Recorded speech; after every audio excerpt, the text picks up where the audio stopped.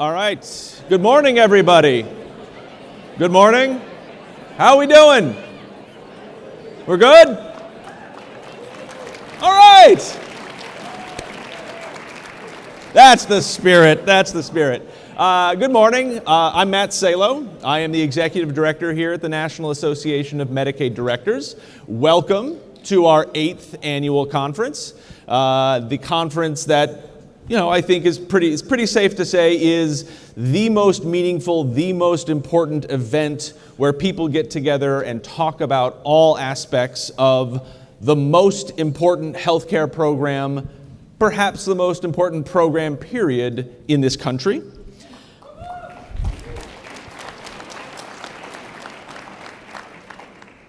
Despite the turnout, despite all the glitz, the glamour, we are actually a relatively new association. We have only been around for 8 years, and this is our 8th conference. We're thrilled that the interest in the program, the interest in these conversations continues to grow. We have grown the attendance of this conference by about 100 people every single year for 8 years. And we are looking at about 1,200 people for this conference today. That's an extremely kind of daunting, but also very exciting number. And, somebody was saying to me earlier, it's like, well, hey, what do you do to get so many people in here? How do you make this so popular? And the answer is, all I have to do is sell a good product. It doesn't take much to sell a good product. And I feel very safe in saying that the work that is being done in 56 states and territories across the country in Medicaid to improve the health, the outcome, the well-being of the citizens that we serve in Medicaid is not just a good product, it is the best product. Applause.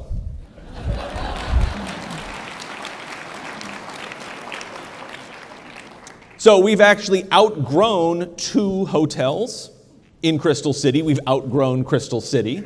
Thrilled to be here in Washington, D.C. And I think we got out just in time because now apparently Amazon is coming to Crystal City. So no one was ever going to find any parking or anything there ever again. But we had 150 state Medicaid agency staff at our state-only day yesterday, also a record, and that was representing 50 states and territories, and it was a terrific day of engaging on the core nuts and bolts of what it means to lead and to run and to serve in the Medicaid program. We also had a great afternoon with CMCS Director Mary Mayhew and her team talking about the state-federal partnership in really meaningful ways. And we are just getting ready to start. The public day and a half of this conference, which you are all, obviously that's why we're all here. We've got some fantastic sessions, both provocative plenaries that we're getting ready to launch into, as well as deep dives into breakout sessions that are going to grapple with all of the issues that our members, the Medicaid directors, say are the things that are either they're excited about or keeping them up at night. And so it's a great opportunity for all of you to learn about what makes the hearts tick or what makes the clocks tick. I don't know what the right metaphor there is. But also to engage, to network, to learn, and to build relationships that are so important for this program moving forward.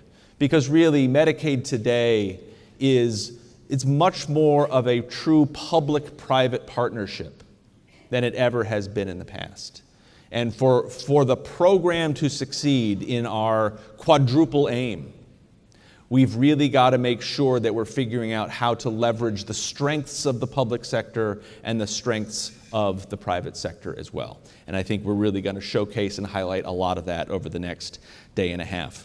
So I want to do a couple of acknowledgments before we move right into the real good part of the session. I want to acknowledge my incredibly hardworking team who helps put all of this together, as well as helps to serve the Medicaid directors day in, day out, 365 days a year. On my staff, Diane Hasselman, Lindsey Browning, Hillary Kennedy, Jack Rollins, Catherine Minnis, and Tess Moore. Big round of applause for everybody.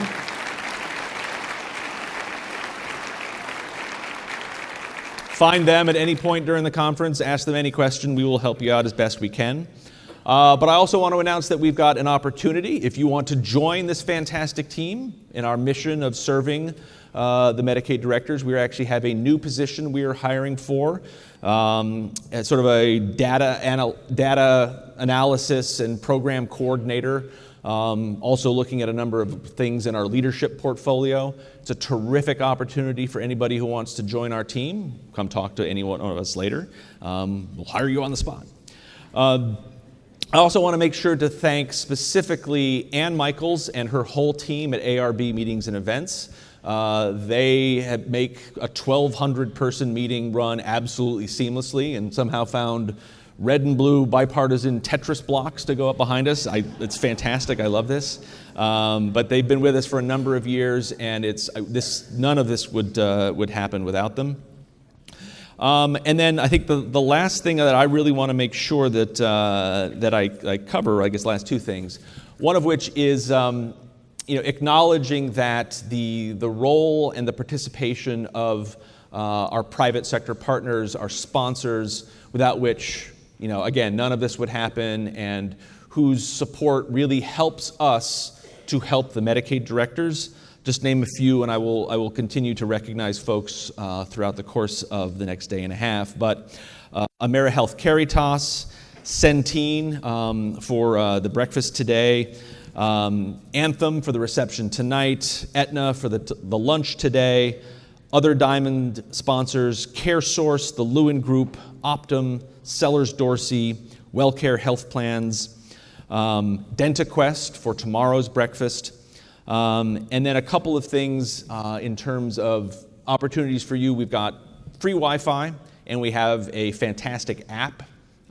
Just search the App Store, NAMD. The app will come up, and that'll give you access to all sorts of great stuff. Both of those are sponsored by Alkermes, so thank you for that. And so the last thing that I want to do before I then move immediately on to the next portion of our show is to acknowledge the incredibly hard work, vision, and leadership of our board of directors. Our board of directors, we have it's 12 Medicaid directors who also have day jobs running 30% of their state's budget, but find the time to devote and commit to figuring out how to help shepherd the association as it grows and as it continues to try to stay not just relevant to the members and to the program, but to be forward-thinking and forward-leaning to anticipate the challenges that are to come. And who have, our current board has been leading this association for the past 2 years, and are an absolute privilege and pleasure for me to work with. I will acknowledge them, and I'm not going to make them stand up because that puts a target on them, but I will acknowledge them because they deserve that much. In no particular order, Sandra King Young from American Samoa, who helps to represent the territories, an often forgotten but critically important component of the Medicaid program, is how the territories, whether it's the Virgin Islands, Puerto Rico, American Samoa, Guam, or the Northern Mariana Islands, American citizens trying to do the best they can in a very, very resource-challenged environment. And unfortunately, we couldn't even have the folks from the Northern Mariana Islands here because of catastrophic typhoons that hit. And is really leveling a lot of their infrastructure, much the way that we saw recently in Puerto Rico and the Virgin Islands. But we cannot talk about the importance of Medicaid without also talking about the critical issues in the territories. Other members of our board who have been obviously incredibly helpful for us. In our eastern region, we've got Lisa Allen from Pennsylvania, Dan Tsai from Massachusetts, who isn't here because he's having a baby. Well, he's not, but his wife is having a baby any minute now. In our southern region, Beth Kidder of Florida and Becky Icard of Oklahoma. In our Midwest region, Allison Taylor of Indiana and Marie Zimmerman of Minnesota. And then in our western region, Marianne Lindeblad of Washington State, and for most of the past 2 years, Gretchen Hammer in Colorado, and we've brought in Matt Wimmer of Idaho to help fill in after she retired. And then last but obviously not least, I would acknowledge our executive leadership team, the group that puts in enormous amounts of time, not just every month, every week, but oftentimes every day in thinking about how to better the program and the offerings of the association for their peers. Tom Betlak of Arizona, our immediate past president. Kate McAvoy of Connecticut, our vice president. And then, without much further ado, our fearless leader, the board president, Judy Moore-Peterson, the Medicaid director in Hawaii, who I am now going to bring to the stage to introduce the next portion of our show. So join me in thanking all of them, and we look forward to talking with you the rest of the couple days.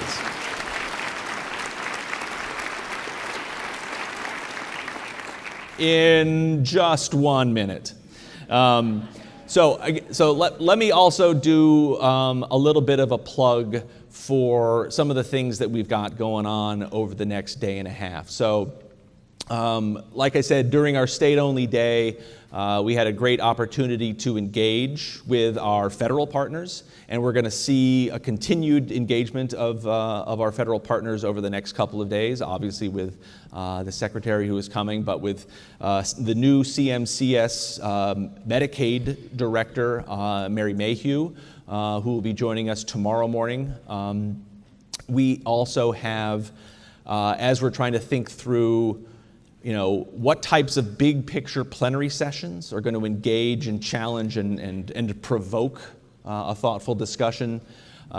We have, immediately after the secretary, we're doing a session on the deaths and diseases of despair, which sounds kind of grim, but it's an incredibly important issue on which a lot of data is emerging and a lot of best practices are emerging on how to address this. And I think it really speaks to the challenge and the opportunity that Medicaid has to think about healthcare delivery, structure, and financing in very, very different ways.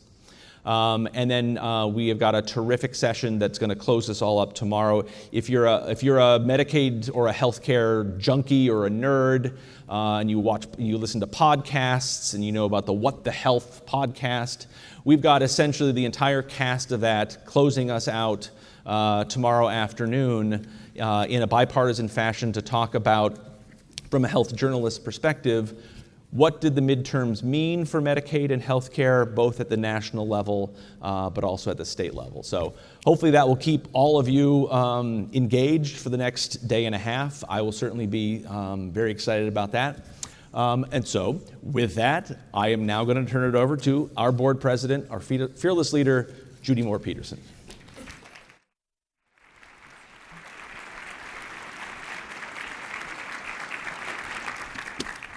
Good morning. Welcome very much, or I should say aloha. I am the board president for the National Association of Medicaid Directors. I'm also Hawaii's Medicaid director, if you hadn't guessed that already. It is with a great pleasure that I welcome all of you to DC, but I'm going to turn right now to introducing our next speaker. Alex Azar was sworn in as President Trump's Secretary of Health and Human Services in January of 2018. His current tenure at HHS is actually a second tour of duty at the department after serving as general counsel and then deputy secretary in the 2000s.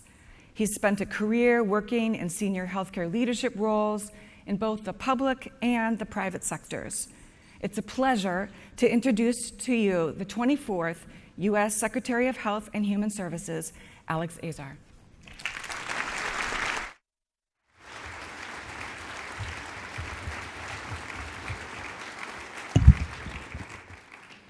Well, thank you very much for that introduction, Judy, and good morning to all of you. And thank you to the National Association of Medicaid Directors for having me here today. I just wish Judy had more influence as president. She could have had us meeting in Hawaii instead of lovely Washington. Next year, maybe. It's great to be here at this important meeting. The level of enthusiasm for making Medicaid work for the most vulnerable Americans is encouraging and infectious. I should say I haven't been around this much excitement about issues like managed care design and Medicaid IT infrastructure since my last one-on-one with Seema Verma. Successful partnership between our leadership at HHS and the leaders of every state Medicaid program here in this room is vital to delivering on the mission of HHS and of the Medicaid and the mission of the Medicaid program. Improving the health and well-being of the Americans we serve is a common mission we all share. Starting in April of last year, the Trump administration called for a new era of state-federal partnership in Medicaid. I believe a great deal of progress has already been made on that front. But I'm optimistic that much more progress is still ahead of us, and I want to talk with you today about what I think that looks like. I'll highlight a few particular areas where a spirit of partnership has helped Medicaid programs lead on some of the most serious health issues we face, and where we hope that the spirit of partnership can take us in the future. I also want to flesh out what I mean by a spirit of partnership. We each have something to contribute here. I mean that literally, in the sense that both the federal and state governments invest significant chunks of our budgets in the Medicaid program. But successful Medicaid innovation requires more than money from both sides. At the federal level, this administration is willing to offer historic levels of flexibility for programs to innovate. In return, we expect state commitments to invest in innovations and to produce results.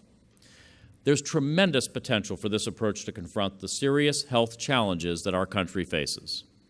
Thanks to the work of many of you in this room, progress has already been made on these challenges, and I believe much more such progress is just around the corner.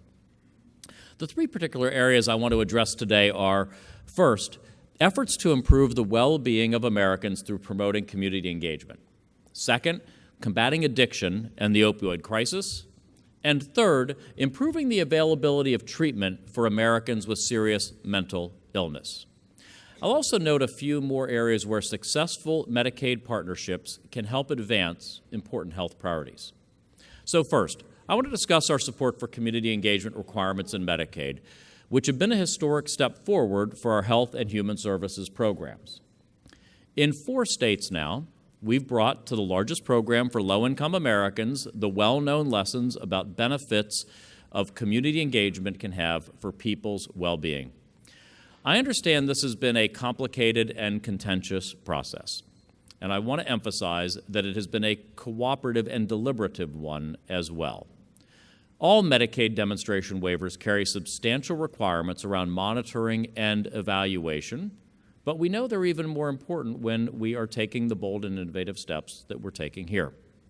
As part of the waivers that we've granted, we've set careful guardrails that require states to protect their most vulnerable beneficiaries and only required community engagement from beneficiaries whose circumstances allow them to participate. We're also attentive to the paperwork burdens imposed on both beneficiaries and the states, although we believe the benefits of setting the right incentives can far outweigh these costs. All of these costs and benefits will be carefully evaluated for each waiver that we approve. Beyond this demonstration opportunity, I want to encourage all Medicaid directors and stakeholders to think about how they can promote community engagement. In setting up the demonstrations, we're building on a robust academic literature that shows community engagement, such as employment, can have substantial benefits for well-being. Finding that work is associated with significant improvements in mental and physical health, and programs set up to improve Americans' health should, where feasible, reflect that. We know this has been an area of interest from managed care organizations, which have strong incentives to recognize how community engagement can promote well-being. We're eager to work with all of you, bringing HHS's health and human services expertise to the table to think about how community engagement can improve the health and well-being of your beneficiaries. One place where we know we need a comprehensive approach to well-being is the treatment of addiction. In our country's fight against opioid addiction in particular, Medicaid programs have played an important role, both by covering treatment and by offering connections to the social services necessary to support recovery. A key piece of this has been rethinking the boundaries of how Medicaid pays for mental health treatment. Different forms of treatment work for different patients, but the decades-old restriction on Medicaid reimbursement for inpatient treatment at institutions for mental diseases, or IMDs, has been a significant barrier. That's why the Obama administration began in 2015 granting demonstration waivers that provided flexibility around this restriction. In November of last year, the Trump administration unveiled a new approach to these waivers, simplifying and expediting the process. Under President Trump, we have approved 13 waivers, and we have a number of others in the pipeline. Where we have been able to assess results, they have already been impressive. Virginia's waiver was granted in 2016 under the previous administration, and an independent assessment of its early effects found substantial improvements. The state saw a 39% decrease in opioid-related emergency room visits and a 31% decrease in substance use-related ER visits overall. The number of residential treatment centers expanded dramatically, as did the number of opioid-specific treatment programs. Other changes Virginia implemented as part of the SUD waiver demonstration also helped increase by almost half the number of intensive outpatient treatment providers. Inpatient treatment exists toward one end of a spectrum of options, from hospitalization and closely monitored residential treatment to monitored outpatient treatment and independent living. It's crucial that the inpatient option be available, but it's just as important that Medicaid programs are supporting medication-assisted treatment and recovery across that whole spectrum. That's why we encourage states to use Medicaid to support outpatient care coordination as well. In Vermont, for instance, we approved a waiver that builds on the successful hub-and-spoke model established under their home health benefit, where a provider of medication-assisted treatment acts as the center of an array of service providers. Vermont's program has resulted in reductions in drug use, overdoses, hospital visits, and arrests. Within the last 2 months, we've also announced 2 new models at the Center for Medicare and Medicaid Innovation that are focused on mothers, children, and substance use. These 2 models, the Integrated Care for Kids model and the Maternal Opioid Misuse, or MOM, model, aim to integrate the services needed during pregnancy and then in a child's early years. Further, thanks to legislation signed last month by President Trump, Medicaid will also now be able to reimburse for services at what are called pediatric recovery centers, which have sprung up to help support new mothers struggling with opioid addiction. I've been able to see firsthand the good that these centers can do. Earlier this year, I visited a clinic in Dayton, Ohio, one of the hardest-hit communities in the country.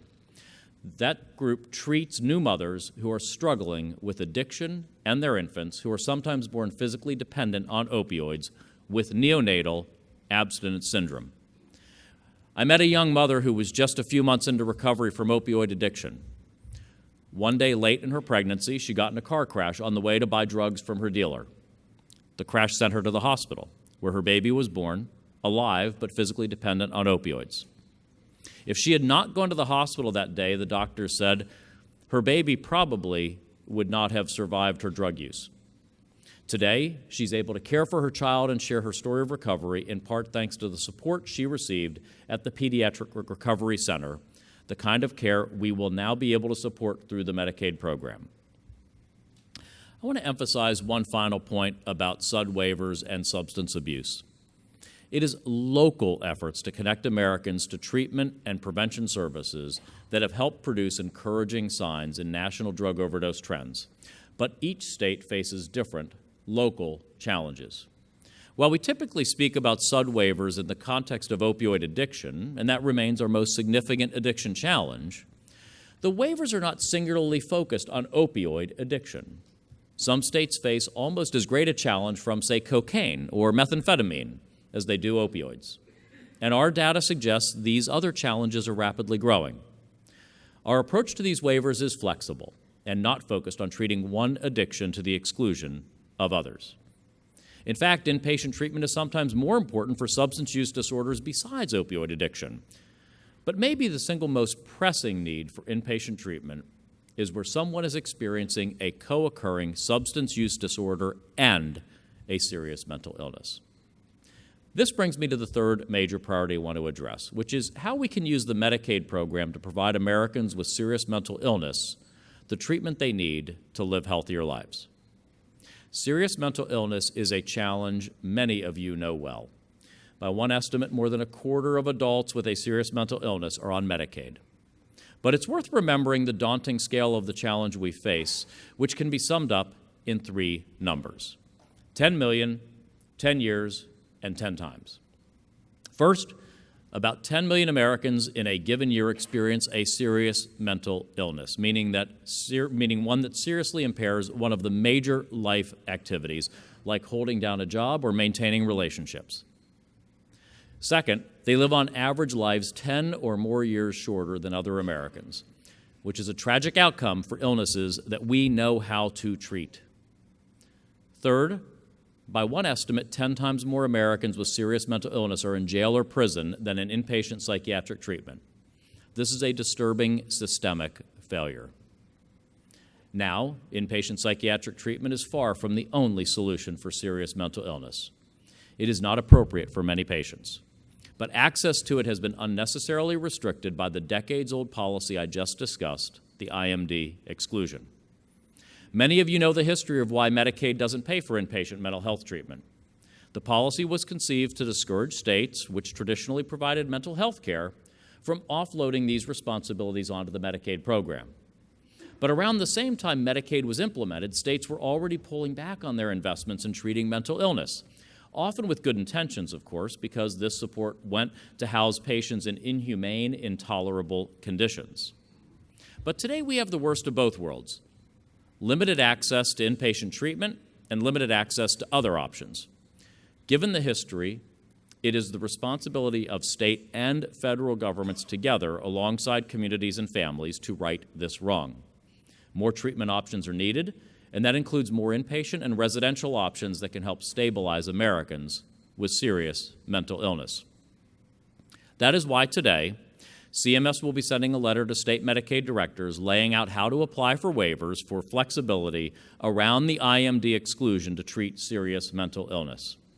As with the SUD waivers, we will strongly emphasize that inpatient treatment is just one part of what needs to be a complete continuum of care, and participating states will be expected to take action to improve community-based mental health care.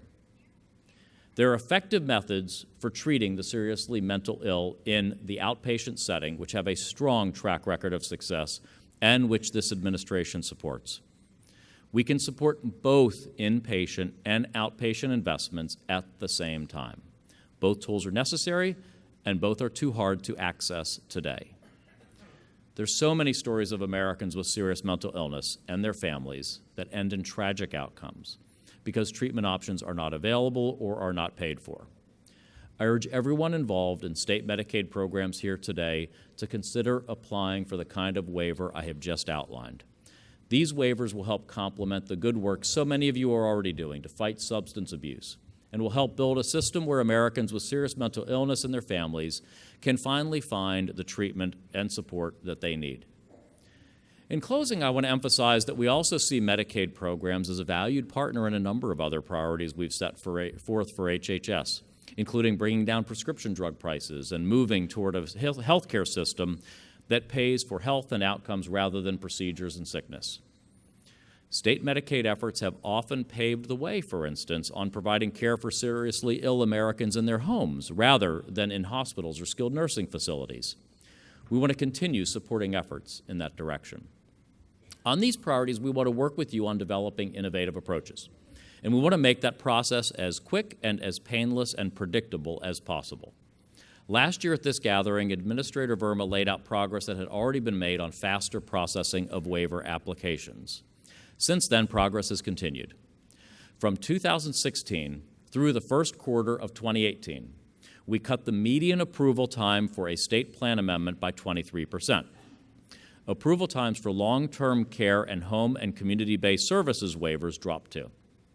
On top of that, last week we proposed a new Medicaid managed care rule which would help formalize more flexibilities for the ever-growing number of states that use managed care. We'll give you the flexibility that you need, and you just need to show us the results. That's the kind of partnership we envision for the Medicaid program. We know all of you care about our country's pressing health challenges. All of you do the often thankless work you do because it's a chance to help address these challenges. Everyone who wants to engage with this administration on these challenges will find an open door and open minds. So thank you very much for having me here today. Thank you for your efforts to engage with us, and thank you for the work that you do every day to support and care for our most vulnerable fellow citizens. Thank you.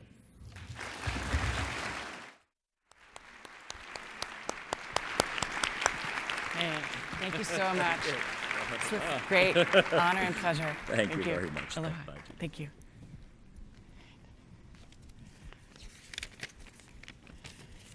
Thank you, Secretary Azar. That was very exciting news, I think, for all of us to think about the possibilities of doing the SUD waiver and also now an IMD waiver for the possibilities for mental health. I think that's a tremendous opportunity and great news. So with that, we are actually going to begin turning to our next session, which is going on here. So I'm going to step over here as I was instructed, and as they work on those things. But that does mean I have to read from my notes and not from the podium here. So one of the first things I wanted to cover with all of you is actually the results of our 6th annual operations survey. So this is a survey that we've been doing with all the Medicaid directors and their programs to find out what's going on with them, what are the major challenges, et cetera. One of the things that we've learned in that survey is usually the average tenure of the Medicaid director. And believe it or not, it actually this past year went up. It went up from 19 months all the way up to 26 months. Now, actually, none of us expected to stay up there with the result of the midterm elections. So we're anticipating a great deal of change in the next few months. In fact, we've already heard of several departures even while we've been here. So as is a constant for Medicaid directors, there'll be a turnover. One of the other things that we learned is how much of the increase there's been on the public scrutiny, the involvement, and the engagement with Medicaid directors and state legislatures, with the public, et cetera. I was commenting that one of my colleagues, Tom Betlach from Arizona, also one of the Medicaid directors leaving, after many years of distinguished public service, that when we go to parties now, people actually know what the Medicaid program is. Or at least it's like, oh, yes, that's different than the Medicare program, isn't it? So we're actually a little bit popular at parties now. So that's, but all that increased scrutiny and all that increased turnover, et cetera, has led to something that we as an association have recognized, and that's the need for increased leadership skill building, et cetera. Because if you're thinking about it, if we're running one of the largest programs, the largest health insurer in usually every single state, and yet most of us come from either a civil service background or academics or medicine, we've not been trained as leaders, as executives within our agencies. Most of the time, Medicaid directors come in and they may have to get up to speed incredibly quickly. So that's what they're doing. They're asking their staff what's going on, et cetera. But if you're thinking about how long it takes to build that team, how long it takes to do that strategic planning, it takes like 18 months. What was the average tenure? 19 months, right? Not a recipe for ongoing success in the Medicaid director role in the Medicaid program. So what we're trying to do is change that, and we're trying to figure out ways in which we can onboard Medicaid directors more quickly. We can provide the supports and the leadership skills, not just for the Medicaid director, but also the senior leaders within the organizations. Because they're oftentimes the ones who have been there, and they will be there over time, and help maintain that continuity. So to that end, we are actually going to be investing in a senior strategic advisor consultant role. So that person is going to be a recent former Medicaid director, and as I just noted, we will have several to choose from. And we are asking for applications for that role. You can contact NAMD staff to ask about that. We hope to have someone on board in March. We will look to have that person support and work with about 10 to 15 different states on strategic planning. They'll do some on-site visits, some ongoing support, as well as being a key advisor for all the new Medicaid directors that we're anticipating having. So please look for that and in the upcoming months. So the other thing I just wanted to call out is that we have some terrific sessions that are coming up. Also, we have another new leader within CMCS, actually. We have the director, CMCS director, Mary Mayhew. So welcome, she's right up here. We're looking forward to hearing from her tomorrow's session. So there's several great sessions that are going to be happening. There's one on pregnant women and their children and SUD disorders, which follows right along with the Secretary's remarks. There's another beneficiary panel of those beneficiaries who serve on medical advisory committees in a formal role with the Medicaid programs. Really excited about that as an opportunity. We learned so much last year from that possibility. There's one on health and housing, because we also know that strong connection between various social determinants of health, housing being one of them. So with that, I'm actually going to turn it over to Matt to introduce us to the next panel. But welcome very much, and thank you so much for attending. Yeah.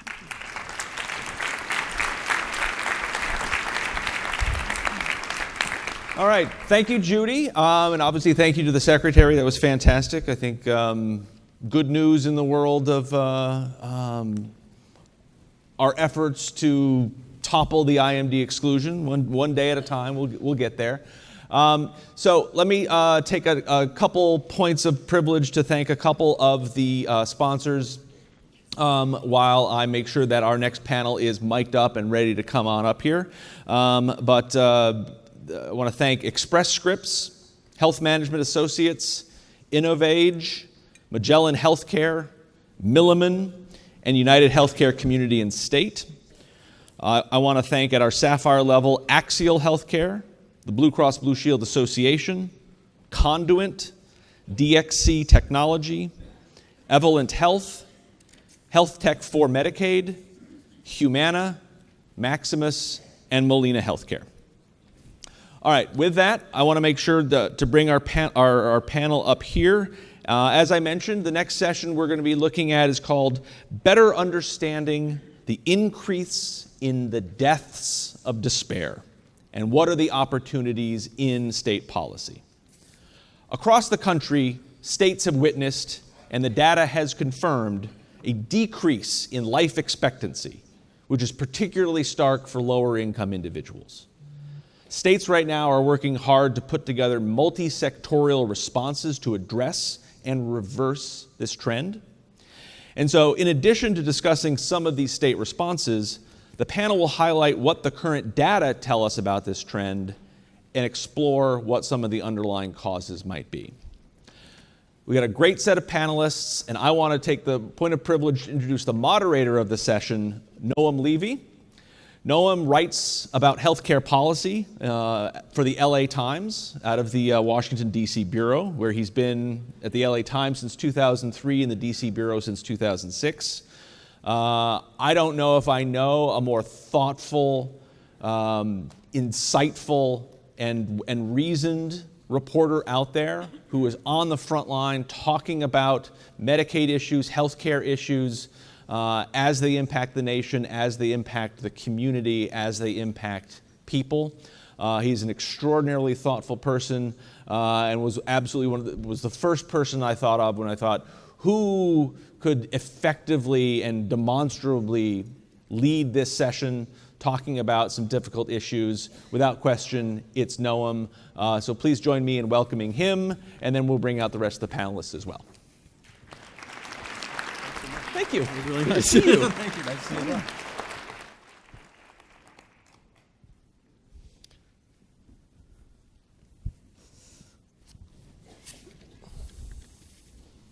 Well, thank you, Matt.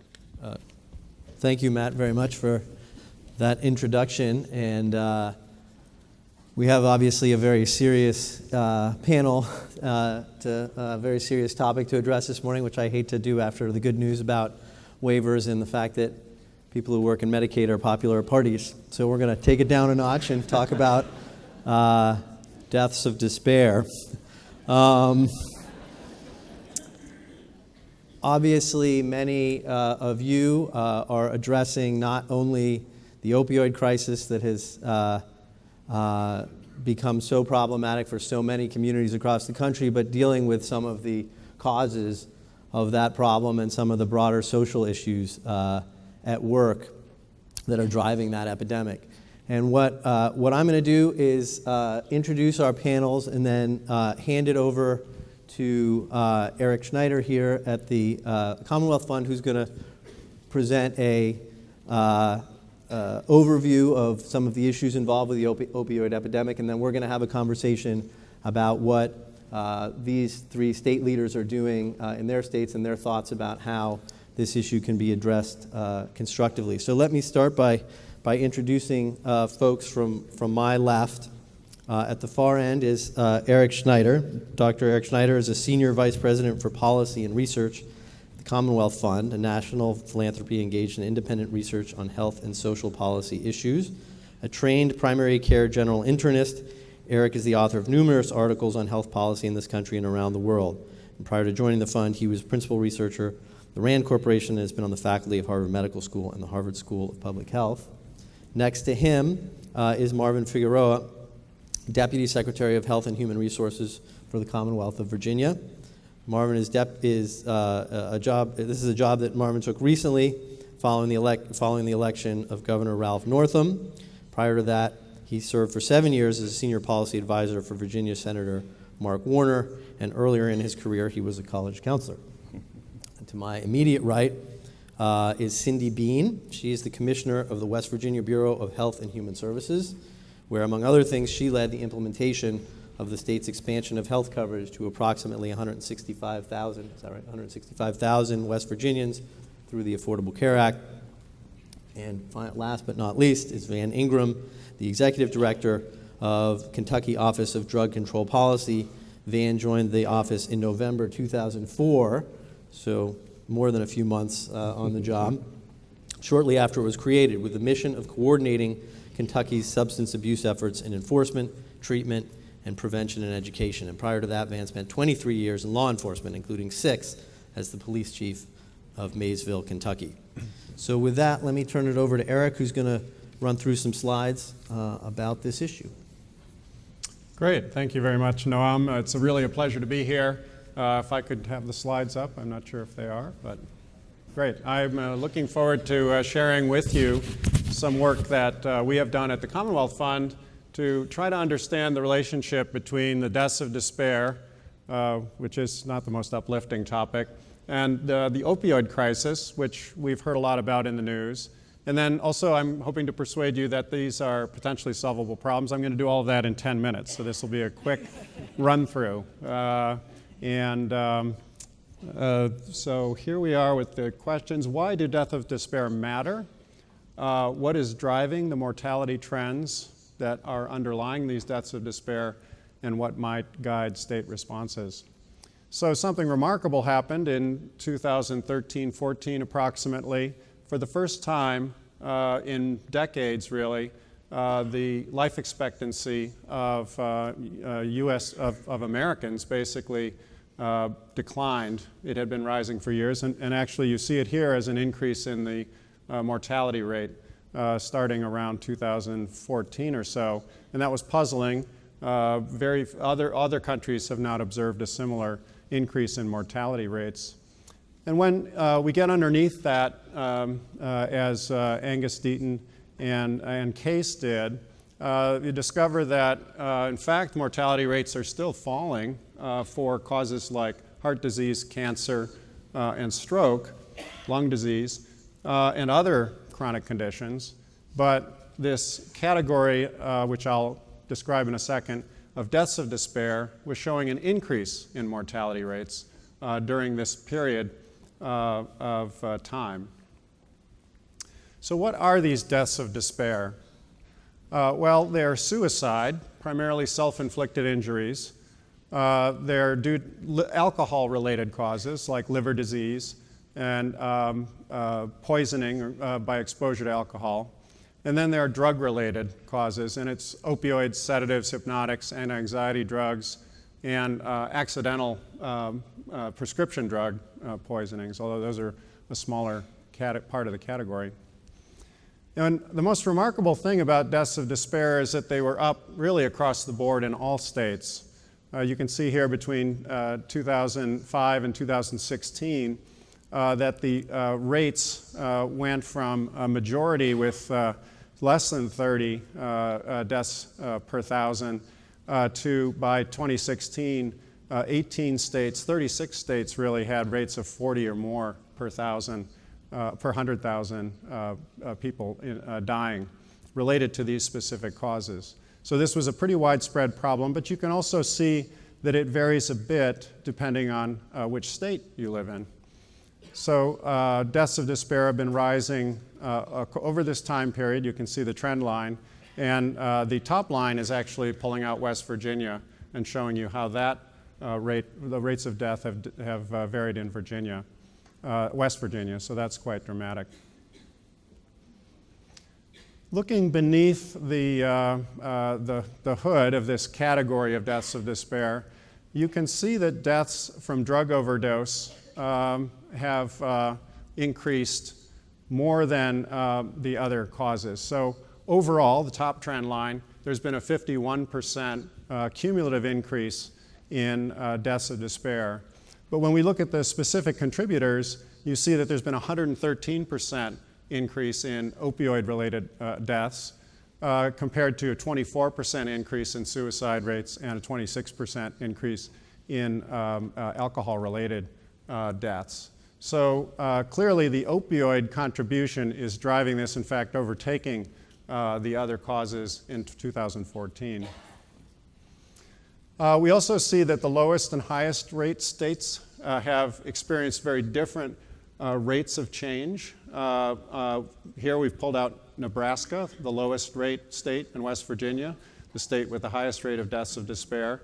And you can see that overall, there's been a very big jump in West Virginia, but Nebraska has also seen an increase. And we also see that for each of the subcategories, drug overdose deaths, alcohol-related deaths, and suicide, there have been increases in each of those categories. West Virginia has experienced a much greater jump in the drug overdose death category. So the other remarkable thing about the past 15 years is the specific patterns that we're seeing in opioid-related deaths.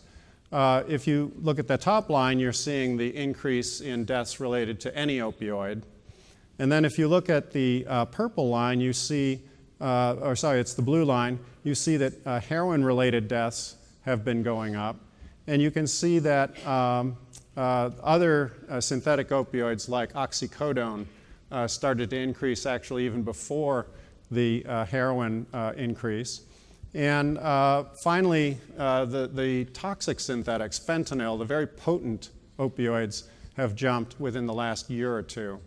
One remarkable fact, not on this slide, but is that the especially oxycodone related increase is traced back to around 1996 when oxycodone first went on the market. And that has been really increasing since 1996. And there's a dramatic difference between the experience in the US and other countries, which you can see more of in reports. So I want to turn then to thinking about how to solve or tackle this problem, because it's a very complex problem. It's a multifactorial epidemic, as the data are suggesting. And we know from a lot of study that there are vulnerability multipliers within states. So as states are thinking about what they have to do, they've got to deal with overprescribing, illicit suppliers of street-related opioids, their criminal justice response, whether it's treatment-oriented or punishment-oriented, limited employment opportunities, because we know there's an association between employment and substance abuse in the geographic data, limited education and training opportunities, and delivery system weaknesses, many of which are being addressed as Dr. Azar suggested this morning. We also know from work that Noam summarized very nicely in a piece that states that are sort of succeeding in this enterprise are showing a leadership commitment from the governor's level. They're formalizing multi-agency working groups, not just sort of volunteer task forces, but actually getting the agencies working together within the state. They're engaging all of the frontline stakeholders, and they are monitoring progress using responsible, timely data sharing, which can be an extremely difficult task. There are, we think, 3 areas of focus for Medicaid programs. You've heard some about them already. Reducing the supply of opioids is key. Expanding treatment options is the second, and preventing addiction in the first place is the third. What's happened is that there's now a population of opioid-addicted individuals who really are not, it's not a choice anymore as to where they're going to get an opioid. And so reducing the supply is important, but expanding treatment for that population of people who are addicted is really critical. And we'll probably get into more details on this in a moment.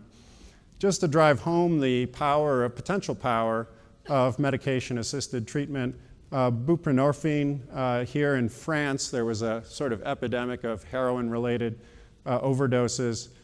They made buprenorphine widely available, and you can see the overdose line going down as the buprenorphine line increases. So the use of this drug can make a huge difference for addicted individuals. And the last point I want to make is that states are exercising flexibility related to the opportunities to intercede on the epidemic. On the left here, this is from Associated Press. You can see that most states are using their emergency opioid funding to address treatment. Some states, like Massachusetts, where there's been a robust Medicaid program for years, are able to devote more resources to recovery, that's education, training, treatment services, and education and training services, while other states that are not able to build on that Medicaid experience are emphasizing treatment much more effectively. But states are in different places in terms of the epidemic, and so they have different needs. And I think that's what our panel is now going to turn to. So, no, thanks. Thank you. Thanks very much, Eric. So we're really fortunate, I think, to have leaders from 3 states that really have are not only on the front lines of this epidemic, but have been really blazing a trail to think creatively about how to address it. And to get the conversation started, I thought we'd just go and visit a little bit with each of you and give you a chance to talk a little bit about what the state has been doing. I know you probably could talk all day on each of those, so if you could hit the high points of sort of where you think sort of the interventions that your states have taken have really begun to sort of move the needle. So Van, why don't we start with you? Sure, thank you, Noam. You know, there's a reason why the states that are represented here are here. If you go back and look at a map that the DEA created in 2001, they were looking at the highest areas of the country for opioid prescribing from 98 to 2000. And you'll see there was one area in Northern California by zip code. There was one in Central Florida. The rest of them were in Kentucky, West Virginia, and Virginia. Our states have led the way because we had to. People in Central Appalachia were dying at a much higher rate than anywhere else in the country. And it really, even at that, it took another decade before we got serious policy reforms in place. I really wish we could have learned those lessons of those early years in Central Appalachia, where really this whole epidemic took hold. In Kentucky, we became the first state to require physicians to use our prescription drug monitoring program before prescribing an opioid. We did that in 2012, and many states have followed suit since then. There was 14 chapters in that bill that really dealt with the prescribing of opioids for chronic pain. And what we were trying to get to was, if you're going to prescribe an opioid for a chronic pain situation, that needs to be a very careful, measured, deliberate decision between a practitioner and a patient, not a casual one. Because once you go down that road, oftentimes the risks are going to outweigh the rewards. So we passed that bill, and honestly, you would have thought the practice of medicine was going to stop if physicians had to query the prescription drug monitoring program. We were not popular after we did that bill. I can tell you, I was afraid to go to my own doctor for a year after that. Now it's the last thing we hear any complaints about. That must be the physician in the room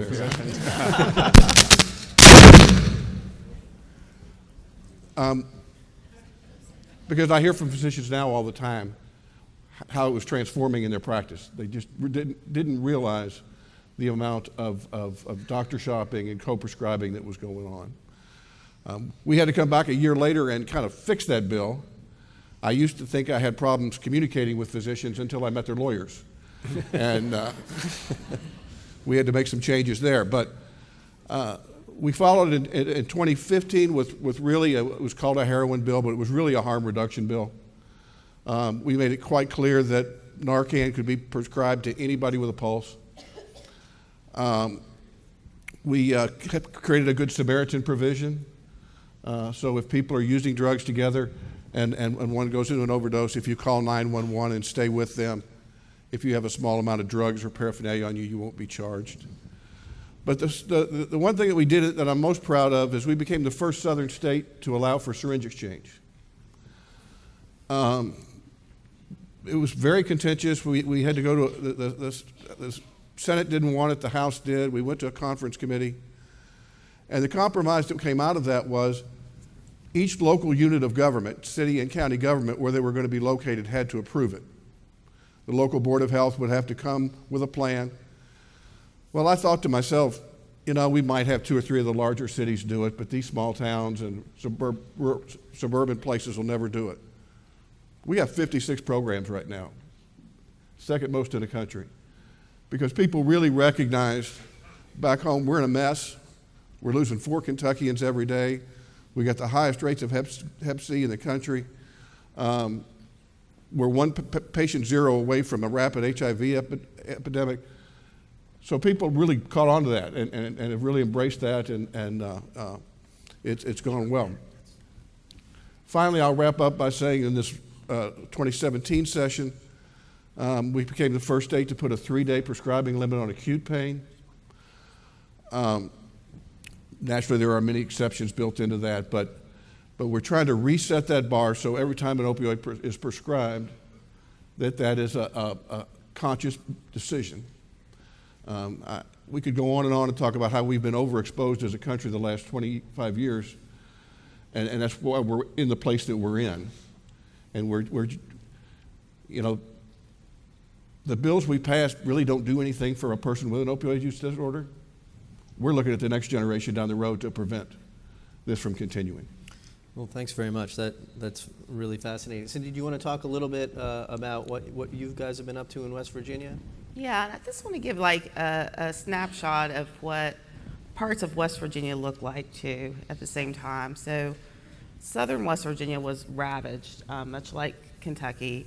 There's little towns in southern West Virginia where there's been stories there are 3,000 pills for every individual in these little towns.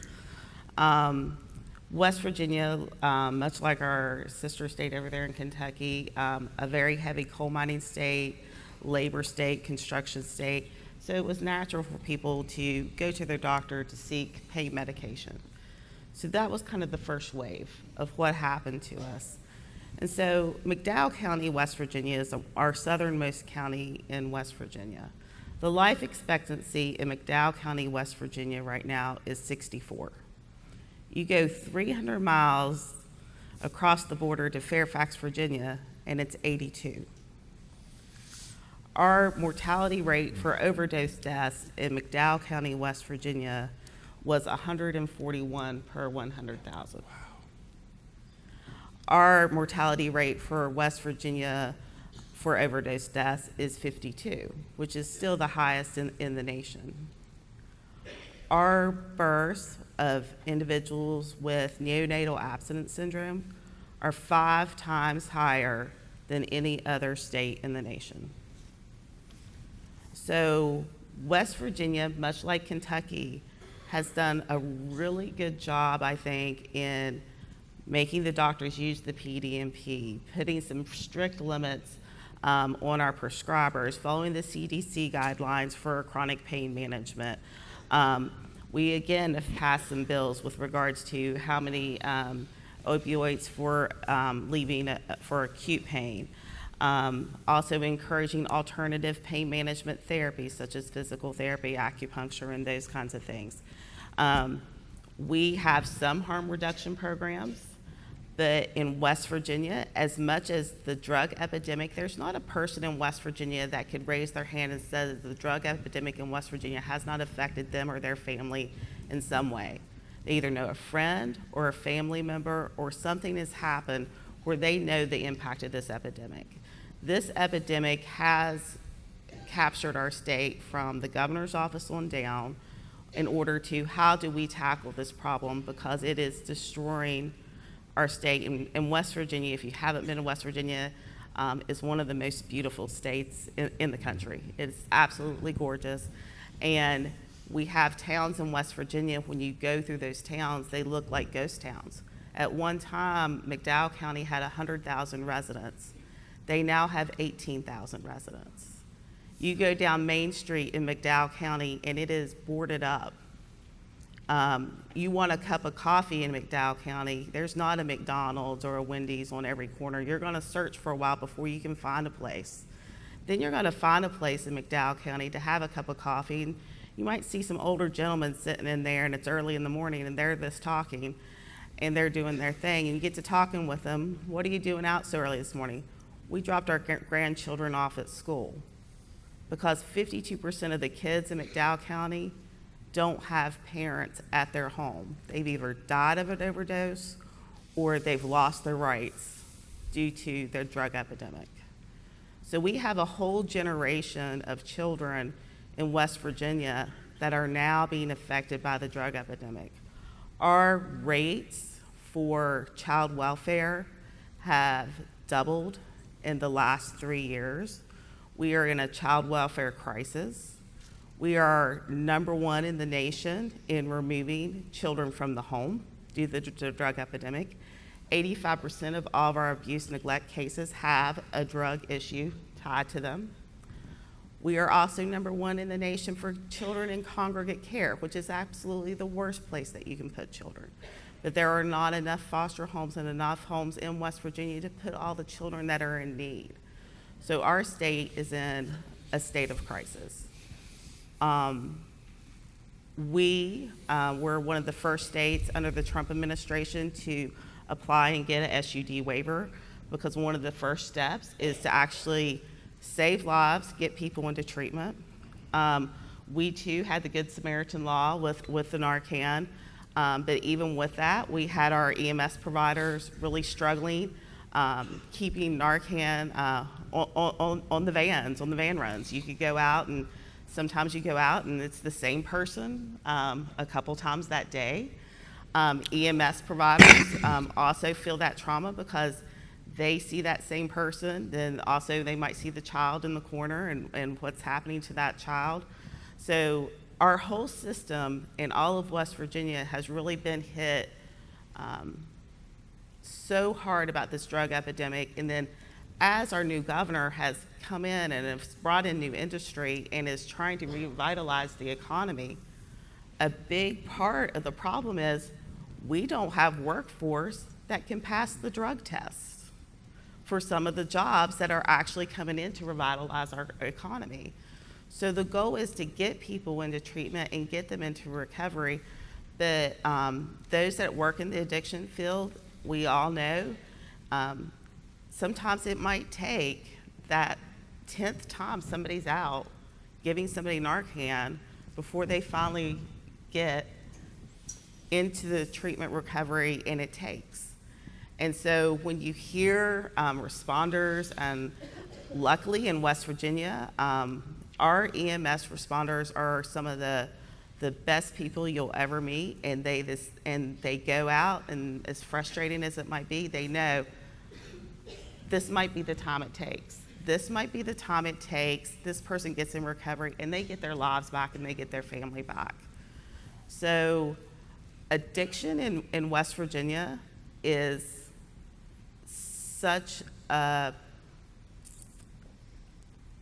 it's such a grip on our entire state right now that makes it impossible for anyone that works in any state policy, whether it be Medicaid or Commerce, or it goes across all of our state. And so the whole state is working together. So the one thing that we have to do, and that we're doing in West Virginia, is really bring all those different state agencies and those collaborations together. Because it's one thing to go through a great treatment program, and Medicaid can have this waiver, and we can start paying for some really awesome treatment, get people through these programs, get them into recovery, maybe go into recovery housing.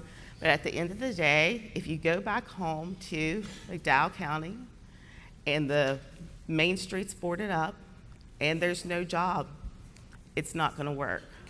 So that's a big piece of it too, is the economic recovery of the state. So hold that thought, because I want to come back to this idea of sort of how all hands are on deck, and I know West Virginia's done a lot on that. Let me turn to you, Marvin, to talk a little bit about what you guys have been doing. A lot of exciting things on this front in Virginia as well. Great.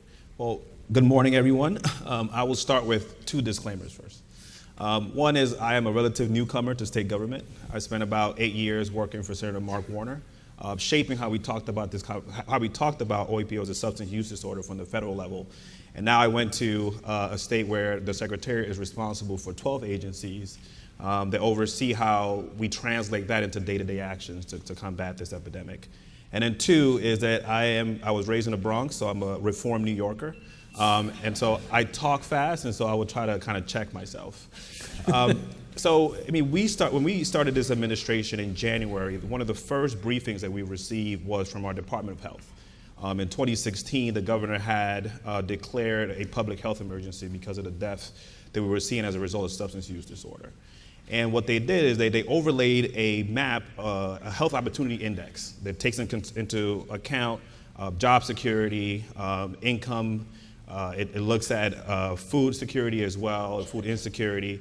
And they overlaid it against where we are seeing the highest spikes in overdose death. And what we noticed right off the bat is that they closely tracked one another.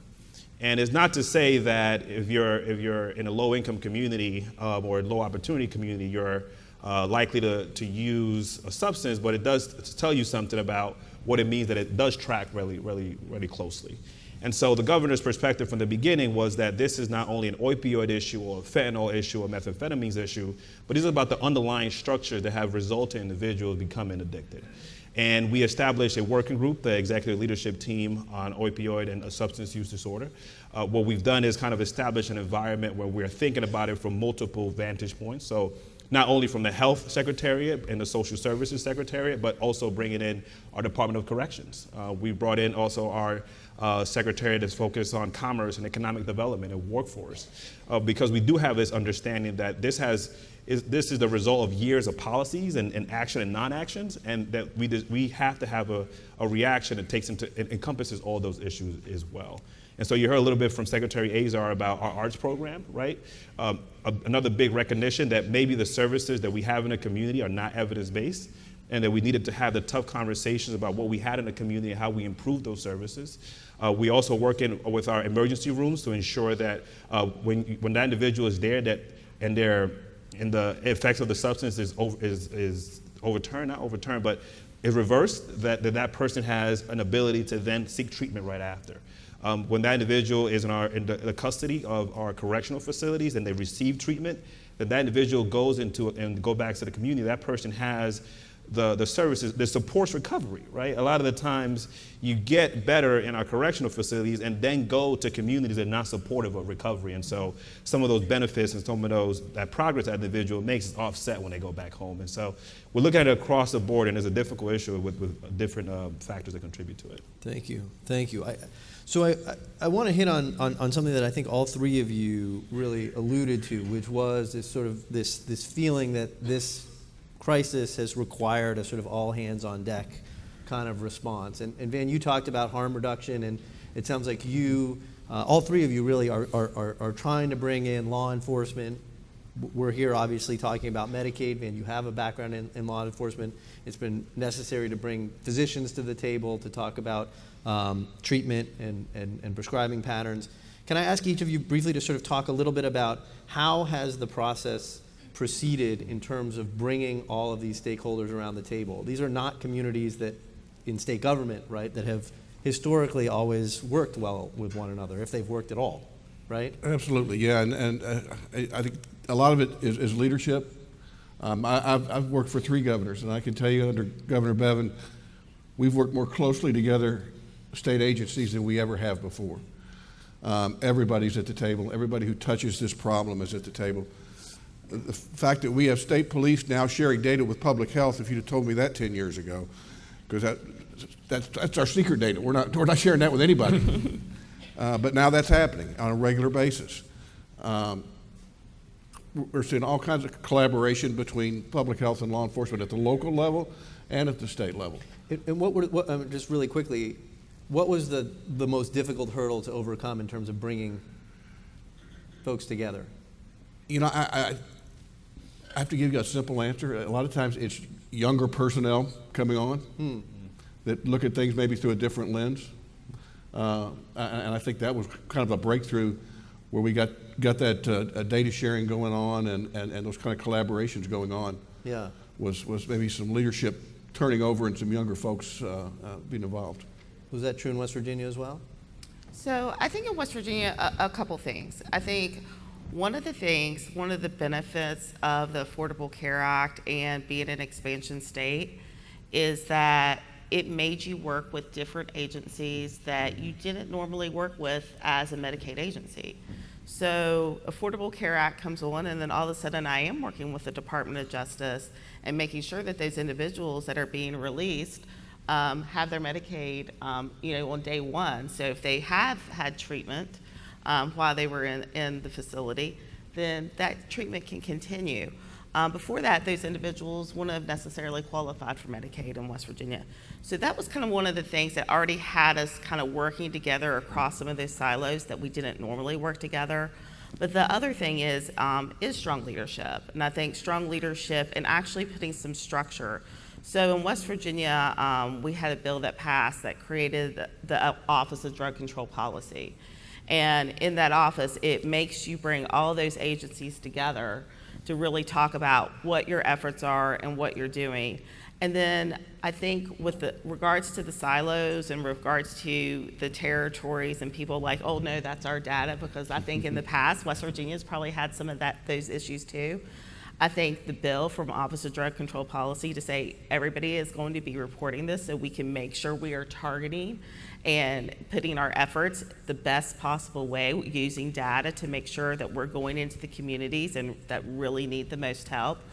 And it also gave an opportunity for everybody to have that common sense of goal and working together and to build those relationships. So once you start meeting with individuals and you start meeting with them biweekly, we all have same common goals. We come at it from different angles because we have different priorities and objectives, but the goal's all the same. And so this came together in that way in West Virginia. Thank you. And Marvin, you're relatively new to state government, but Virginia was not a Medicaid expansion state, actually. That's something relatively recent. How are the relationships developed, as you understand it, in Virginia? Well, I think something that's not spoken about is how difficult it is to do this cross-agency collaboration. Even when you look at the agencies within the Health and Human Resources Secretariat, different agencies just speak different languages. And that's been very difficult to kind of, not necessarily serve as a translator, but kind of for us to see one another. And understand that we are dealing with the same population. Many of the times, the person who comes in our social services office will later go to our local workforce investment board, and then is also Medicaid eligible, right? So that's kind of, and so that's been a challenge, but we're making some progress there. Two is kind of what is our shared purpose? So making sure that, we're not meeting for meeting's sake, right? Everyone already has a lot to do on a day-to-day basis. We have to show that collaboration does have a value, and then we have to measure that. And what are the common metrics that we're going to measure ourselves against is also a challenge. And so we've made some progress in that collaboration. We are seeing one another more than we did before, but to say that we're there, that would be untrue. And so we are working through that challenge right now. Well, you have to have somebody who can explain each other's acronyms. Yeah. I was in a meeting last week with Education and Labor, and they were throwing them out, and the person I was with that came from there was explaining to me, this is what this means, Right. this is what that You means. need a glossary almost. Sure. And was there, we're fortunate to have people from sort of so many different walks of life. I mean, you've been a former police chief. I don't know how much work you did with Medicaid as a police chief back in the day. But these are not traditionally, right, people who have worked together. And data sharing is just the sort of tip of the iceberg there. Maybe it's acronyms, maybe it's even a different view of what the citizen who has the problem is. Is this person a defendant in the criminal justice system? Is it a patient, right? Yeah. Well, it's interesting, the substance abuse benefit within Medicaid is one of the best tools to come around in years to help us with this problem. I think it's one of the sharpest tools in our toolbox. Because we were a state that didn't cover substance abuse as a benefit except for pregnant women for many, many, many years.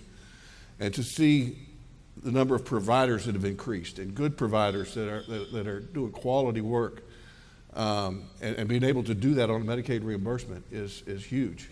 And they're continuing to grow. Yeah. I think an example of collaboration that would have never happened before in West Virginia is we have collaboration now. West Virginia, most of the pill mills are gone, but there are still little things that pop up. And so we have collaboration to the point now, we know when that bust is going to happen. They tell us in advance, so we can make sure that all those individuals that are our patients that might all of a sudden not have those drugs anymore, that we don't want them turn into heroin or fentanyl or whatever's on the street at the time.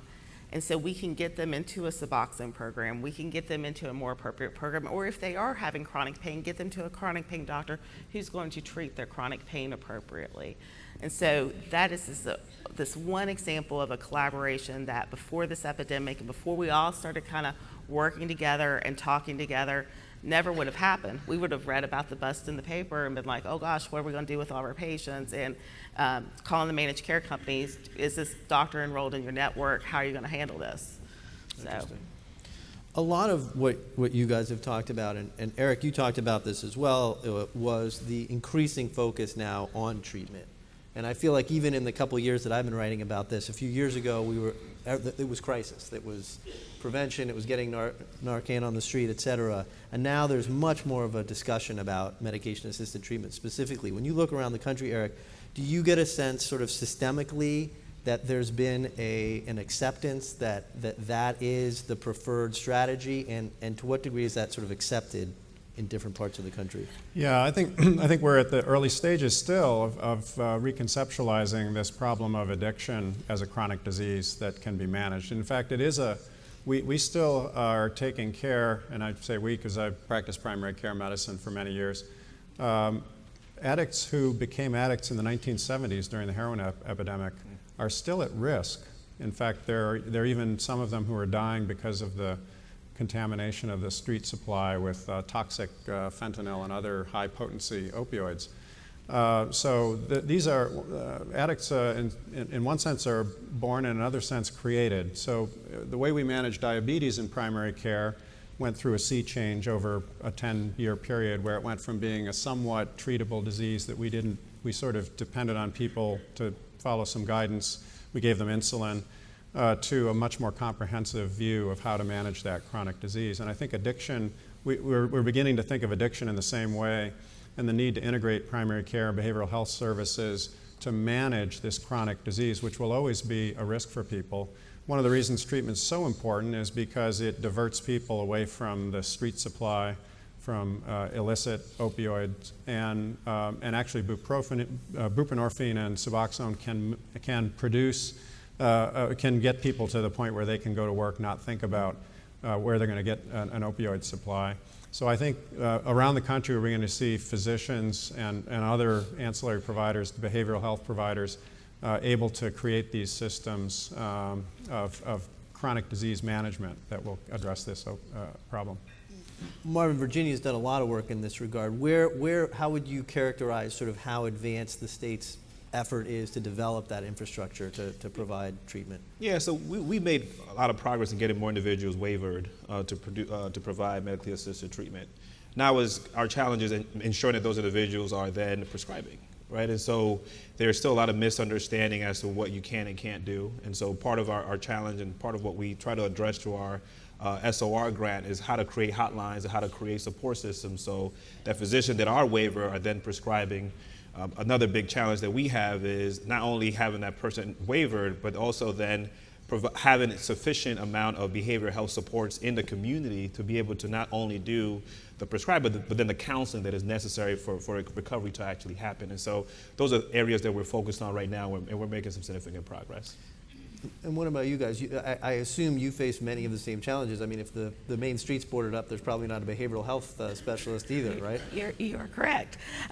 So what we did was we did put in our SUD waiver, we've expanded our MAT program. So now we have 309 different practices that are Suboxone type practices, in addition to 9 statewide methadone clinics. But we've also opened up telehealth opportunities because in places like really rural West Virginia, there really isn't the opportunity to have those counselors, not only the medication part, but the treatment part of MAT. And so we allow those things through telehealth. And then we actually, this week, have our rule setting with regards to, we have pretty strict criteria with regards to who can do Suboxone and MAT because we were trying to get rid of some of those cash clinics. And so we tightened it up so much that if you're this family practice doc, like our gentleman here on the end of the corner, and you might have 10 or 20 individuals in your practice that that you're seeing have this issue, we want them to be able to treat the individuals in their practice, but they don't have to be a Suboxone clinic. So that this opened up actually this week to even expand our access even more. So, and in addition, there are not a whole lot of docs, but we do have FQHCs that are in some of our very rural areas, and we do a separate payment for our FQHCs for behavioral health, and a lot of our FQHCs also offer MAT treatment. And is that true in Kentucky too, Ben? I was at a FQHC in Whitesburg, Kentucky a few weeks ago. And in that clinic, they offer everything from dental to podiatry to optometry to primary care to OB. And with all that was going on in that little clinic, you couldn't tell. They also do buprenorphine treatment in primary care. And you couldn't tell which patient's which. And the physician that I was talking to said, these are my patients. I should be treating them for all their diseases that I know how to treat. And I can do that with buprenorphine. I can treat their opioid use disorder. So we hope to work with more FQHCs to get more of them looking that way. We use some state grant money with our community mental health centers. I want to say 3 years ago, we had none of our CMHCs doing medication-assisted treatment. Now we have 10 of them that are doing that. The nice thing about that is they already have all those wraparound services in place. All the counseling and group counseling and peer support and all case management's all there. So we're like West Virginia, we're working to get rid of the ones that are a cash-only business that have no interest in treatment, just interest. A lot of times they're the same people who used to be running pain clinics. and we're trying to incentivize good providers. Now, one of the things that we've done that I don't know if any other states have done that we've not had a lot of luck with is we've approached several of our major hospital systems. So, look, you employ a lot of docs. I'm not saying become a buprenorphine clinic, but take on 30 or 40 patients. And we've had one hospital system buy in and say, yeah, we'll do that, but I'd like to see more that would do that. So I was going to actually ask about sort of how the state can actually incentivize. I mean, money talks, people. That obviously gets people interested. But has the state, has Virginia or West Virginia had to do more to convince everyone from an FQHC to a onesie, twosie primary care doc to a major health system to sort of go near patients? I mean, there's a lot of stigma out there in the medical community, right, about caring for these people. Yeah, I mean, the answer is yes. The reality is sometimes what you hear is individuals with substance use disorder don't come see me, or individuals with behavioral health issues are not individuals that I take care of, not knowing that these are the same individuals, right? We're having a conversation with FQACs to make sure that they are providing more treatment. When you think about primary care, does that primary care practitioner want that person in their waiting room?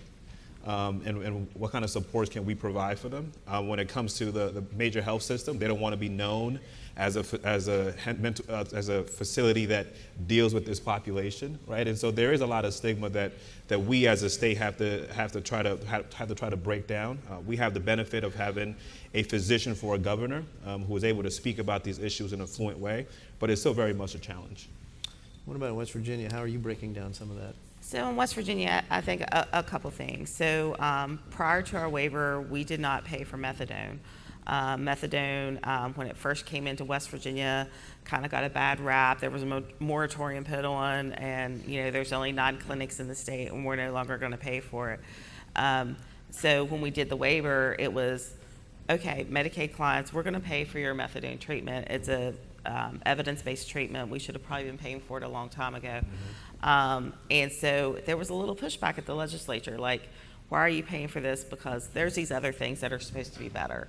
And it was, we're going to pay for this because now we can know which of our clients are on methadone, and we can actually do some cross-referencing. So if you're going to the methadone clinic now and we see that you're trying to fill a benzo somewhere else, we can alert that methadone clinic on that day. This person's not being compliant with treatment. But at the end of the day, it is payment. We have a separate payment for behavioral health for FQHCs. We have payment for the Suboxone, the guys that do the Suboxone clinics. And for the mom and pop doc who has that individual in their practice, that's not necessarily a payment. It's just a regulatory thing so they don't have to jump through all those administrative hoops, which at the end of the day do cost money. It's just not the kind of cost that we think about as the payer, but it costs them money to do all those different administrative things. So making it a little bit administrative easier for them to say, yeah, I know these 10 guys in my practice have a problem. I'll go ahead and treat those 10. I might not want to advertise that I'm doing that or treat anybody else, but I can do this in my practice and not go through all those administrative hoops that would have made it hard for me to go ahead and mistreat my patient. Yeah. Eric, I know this is probably a little bit unfair to put you in this position, but in addition to your work at Commonwealth, you are the only person on this stage who's practiced in a large medical system at Partners in Boston. Either from that experience or from looking across the country, these major medical systems are increasingly an enormous part of state healthcare communities, and getting them interested in addressing this issue, I would suspect, is actually probably a pretty key part, and I actually haven't heard that much of a conversation about that. Have you seen around the country any health systems really step forward? Yeah, I think some of the states that have been further ahead have gotten engagement, as was suggested here, from the systems. But this is a tough business for them to be in because of the stigma, and also these are very challenging patients. And I think we're also seeing not the consolidation of practices and outpatient care under these systems. So it's really important actually to break in to those systems. They're also under tremendous financial pressure because of payment reforms. And so, as was pointed out here, like reducing the administrative burdens, but also potentially creating a harbor from the sort of payment reductions that are happening, directing more resources toward this, probably going to be necessary to engage those large systems because, as pointed out, they're not in a they're in a very strong position in terms of negotiating which patients they will see and what they will agree to. Yeah. So it really does probably take the power of the state to come in and really back those negotiations. I wish I could point to some specific examples. Maybe others could do that. Van, can I ask you just really quickly, what was the experience of the state going in to try to talk to these systems? Well, shout out to St. Elizabeth Healthcare System in Northern Kentucky, and they're the ones that really stepped up, and they've got the market cornered in about 4 or 5 suburban counties of Cincinnati, Ohio, there in Northern Kentucky, and they just felt like it was their obligation to get involved with so many folks up there dying of a heroin or fentanyl overdose. The other systems I've talked to, I won't name, but and myself and a physician for behavioral health, and we've gone out and met with several. And we'll think about that. That's a good idea. We'll have to look at that. And that's about as far as it's going. But I really think it's crucial. Yeah. That we need corporate partners to step up and say we'll own part of this. Yeah. You know, another just Noam, to add to that, another lever that's available is in the performance measurement realm. So making it apparent what the level of access is, whether these systems are participating in that access to medication-assisted treatment, to the other treatment needs and access needs. I think making that visible can bring about some degree of shame for systems that aren't participating. We've obviously talked a lot here for the last half hour about opioids specifically, but the title of this discussion was the sort of broader issue of deaths of despair. And Marvin, you alluded to this in your remarks earlier about the way the governor wanted to look at food insecurity and some of the other issues that are undoubtedly contributing to this problem. Do you want to start and talk a little bit more about kind of how looking upstream has been something that Virginia's interested in, and what has that produced so far? Yeah, so we're in a process right now of behavioral health redesign is what we dubbed it this week. It's redesign, transformation, it all depends on what week you're in. But one of the things that we're looking at is what is Medicaid paying for, right? So when you look at the numbers, about 70% of our fee-for-service Medicaid behavioral health services are in therapeutic day treatment, intensive in-home, and mental health skill building. And we are asking ourselves whether or not that's where those investments are supposed to go and whether or not we're getting a return on those investments. And so it's the beginning of the process, right? We're meeting with stakeholders to see what their thoughts are. We are looking through the literature to see whether or not we are evidence-based. And hopefully at the other end, we will have a system that actually responds to the needs of people, especially where they're located. The reality is that we have many, like West Virginia and Kentucky, a very diverse state, right? And so when you go to Southwest, which is 25 counties, 8 independent cities, there it is definitely an issue of prescription drugs abuse. When you go to Tidewater and Central Virginia, that is a methamphetamine and is a heroin issue. And so our response in Southwest is going to look different than our response in Tidewater, which makes you think that it's less about the substance, but again, it's more about the underlying issues. We also have a children's cabinet that we're focused on right now to ensure that we are providing trauma-informed care, right? We get to, in the Secretariat, see some of the constituent letters, and I think it was about a week ago, we received a letter. I think the kid was about 4 or 6, but he was saying, you know, mommies and daddies are dying, please, less drugs. And so you think about that child growing up in that environment and what is that person's life's prospects, and how do we intervene to ensure that we are not creating another generation that's addicted. And that's tough, right? Because it requires investments that you may not see the immediate impact, but you have to invest now in order to prevent later. Cindy, in West Virginia, you talked about how so many of these things are interrelated. I mean, you've got it's hard to do economic development without a Right. workforce, but maybe you need economic development to prevent people from falling into. Right, you have to do really, this fight cannot be won by one agency alone. Medicaid can have the best treatment out there, but that's not going to solve the problem. It really is a community problem. Your communities have to wrap themselves around the problem, from law enforcement to the mayors to the hospitals. Everybody has to work together. And so like in Huntington, West Virginia, which was profiled, and if anybody hasn't seen it, it's a great Netflix documentary. I'm putting a plug in for it. It's called Heroin, only it's spelled different, not like the drug, like the female heroin. And it's a great documentary, and it profiles the city of Huntington. And the city of Huntington now is actually seeing a decrease, finally, in our overdose deaths. And in that city, from the mayor, the law enforcement, there's harm reduction, there's a neonatal abstinence center, there's a moms and babies treatment center. It has the gamut of opportunities. It has recovery centers, and the city has taken on the recovery centers and has offered employment. So you'll have a city festival, and then you'll see, oh, who's working the festival while these guys are in recovery housing? It's the guys in recovery housing, because at the end of the day, we have to have jobs too in order to kind of keep people in recovery. But I think one of the unique things that West Virginia is doing right now to kind of try to tackle it upstream before it gets to where we're at, we're doing an epidemiological study. And we're taking all of our foster families that have had the child removed due to an addiction issue. We are cross-referencing with the families what their health statistics were, what was going on with them, with all the different records from all the different agencies, so we can get a profile of what this family looked like prior to us intervening and taking the child, so we can get this profile of, this is the picture and these are the families that we need to target. And so we have found that if you do home visiting programs, so our public health agency has a very good home visiting program.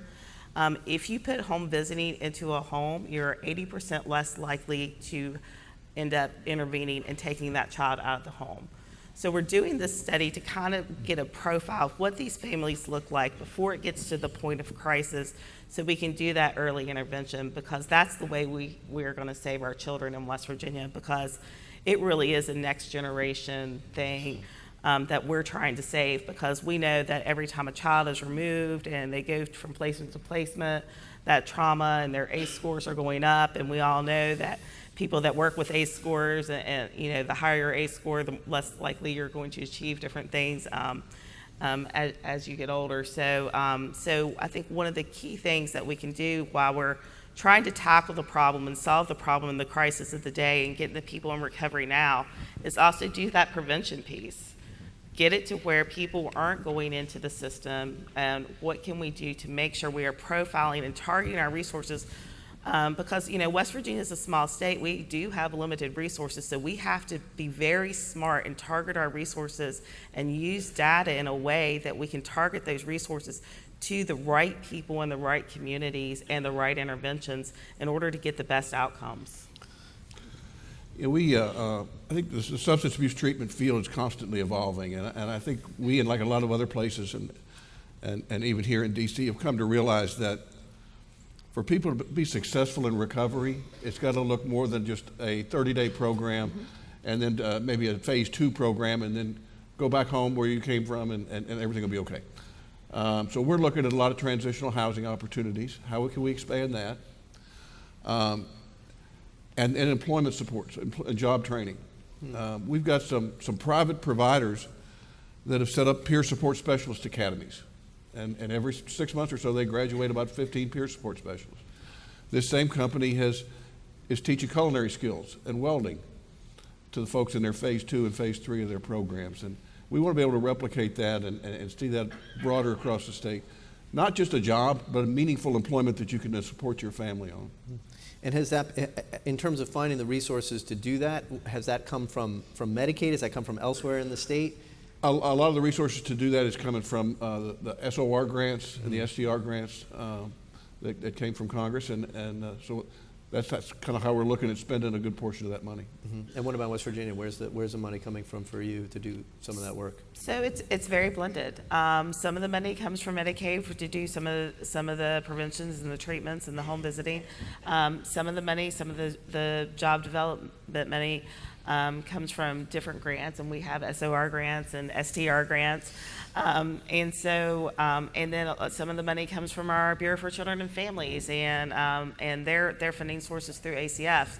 And also even our DMAPs, which is our corrections.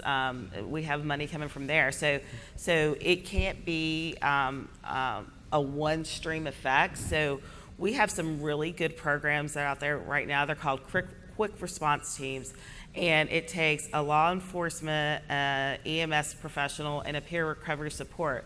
So after that individual has overdosed, they've gone out and the EMS providers provided Narcan, and they've told them about here's where you can go. Within 24 hours, they go back out there with those 3 individuals, trying to talk to that person again about, have you talked, get them into treatment, try to see if they're ready to go to treatment. And they could go out as that team. And the law enforcement's not there to be punitive. It's there to be like a step in educating about what's going on. And so Medicaid pays for the peer support. Law enforcement's paying for the law enforcement professionals there. And we also pay for the EMS provider. So it's a blend. And so in order for us to tackle this, we're all going to have to braid and blend that funding. Same for you in Virginia? Same, and I think, right now we're also undergoing even in the work groups that we have, is kind of talking about the different grants that we have, right? And making sure that despite the fact that this is a grant administered, say, by our Department of Behavioral Health, and this is a grant that our correctional facilities is managing, that we are having those conversations to make sure that we are establishing a system. Again, I think our focus is on a system of care rather than, again, kind of reproducing these silos. I will also add that in kind of providing these services, we have to be careful not to reproduce the kind of inequalities that brought them upon us, right? And so, I was raised in the Bronx in kind of the tail end of the crack epidemic in the Bronx. And we have to acknowledge in these conversations that we have with our different populations in Virginia that our response is different. And acknowledging that up front and having a conversation up front, we found that to be beneficial, because it then becomes an elephant in the room, right? Why was incarceration the way that we responded to this when it was a particular type of drug and a particular type of population? And now that that's evolved, why is the response compassion? And that's a really tough conversation, and oftentimes we ignore it. But we've seen that when we tackle it head on, it produces better discourse and better solutions. So I want to leave some time here for questions from the audience. So let me just end with this question for you guys. The secretary has left the room, but I assume we're in Washington here. And if you could ask something of the federal government to say, this is the one thing that we really need, that we're butting up our head against the wall here, what would you ask from Washington to keep the momentum going that all of you have described so aptly? Who wants to go first? I will say that within H.R. 6, just about everything that was on my wish list was addressed in some way. Mm-hmm. Everything from tuition reimbursement for folks that go into this field. We have a real workforce shortage of addiction workers, people who work in this field, and that was addressed in that bill. I think I would say to any member of Congress or any administration official, we're 2.5 decades into this epidemic. A couple of funding streams is not going to get us out of it. This is going to be a long haul. This is going to be a decades-long fight to get to where we need to be. So don't give up on us. Don't get opioid fatigue and say, oh, we should be done with that. We passed that bill. Yeah. This is going to be a longer-term fight, but we can get there. And people do recover, and your dollars are spent wisely, because people do get better. I meet them every day. I hear great stories of recovery and redemption. And so we can get there, but we're not going to get there overnight. Cindy? I think a couple things. First of all, I was very pleased when Secretary Azar mentioned that it's not all opioids. And in West Virginia, we're already seeing that trend. We're already seeing meth starting to rise back up. And MAT doesn't work with meth. And so a lot of the funding that has recently came down is very, you must do MAT, because it is evidence-based, and we want MAT out there, but there has to be programs that are non-MAT to treat other types of addiction. So this, I would want to remind the federal government that it's not just opioids. Alcohol's still out there, and there's lots of other things still out there that cause these issues. The other thing, and this is probably more of a Medicaid ask, is housing. At the end of the day, housing and some of the recovery housing and different things that people need. I know we argued and said, why can't the waiver pay for recovery housing? It couldn't. And so, housing at the end of the day is a need. I know the federal government has different programs for housing, but specific housing for this population is something that I think we could probably do a better job at. It's a very tough question. In large part, but I'll start off with probably research into the different treatment modalities. I think that we underinvested in this area, and now we're kind of paying the consequences. And so what does better research look like into the different treatment modalities so that states are able to replicate where possible? I think patience, as my friend from Kentucky mentioned, that this is a deep-seated problem. There's going to take a number of years, a number of different strategies to be able to make some progress on. And that's not the way that we do public policy, right? So, our General Assembly invested about $81 million into behavioral health. No doubt they want to see progress, but we have to have a common understanding of what progress looks like. And then finally continued investments. The reality is that not only we have to look at it, again, from the health perspective, but I think the Department of Labor recently had a grant out on dislocated workers demonstration grant that kind of looks at the connection between addiction and work. And it was about, I think, $10 million. We would like to see that grant continued and increase because there is a connection point that we're not exploring as much as we should. Eric, from your perspective? Yeah, so thanks, Marvin. I'm usually the one who's calling for more research because I'm a researcher. But in this instance, there's a very deep connection between all of these deaths of despair, suicide, alcohol, opioids, and education and socioeconomic inequality. And I think the point about what the federal government could do around strengthening education, really, and especially for children, extending educational opportunities, job-related, not jobs for children, but setting them up, training them to enter the workforce, is really, could be a crucial way of preventing, as Cindy really emphasized, preventing this from being an ongoing problem where we're just shifting from treating opioid addiction to meth addiction to suicides to other of these ills. And so I think an investment going forward, especially in health and wellness education, would pay not just in this realm, but also in the other chronic disease realms that the country struggles with. Thank you. Matt, we have some time for questions. And I see there's some mics here, so wave your hand around. And if you could just, two things, identify who you are, and two, please try to keep the speeches to a minimum, ask a question. Anyone? There's one over here.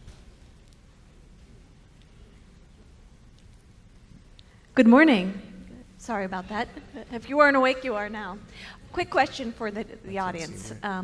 42 CFR and substance abuse medical records, having access to those. That was a big part of the conversation during HR 6. Is that something the states want and would like to see Congress address going forward? Who wants to take a stab at that? Yes. Yes. I think it's a missing link to a patient's overall picture. And I don't know how we can really treat a patient in a comprehensive manner if I don't know that he's involved or she's involved in a methadone program. And I think it's a no-brainer. I don't know why it's as controversial as it is. Yeah, I agree. Everyone agree? Yeah. There it is.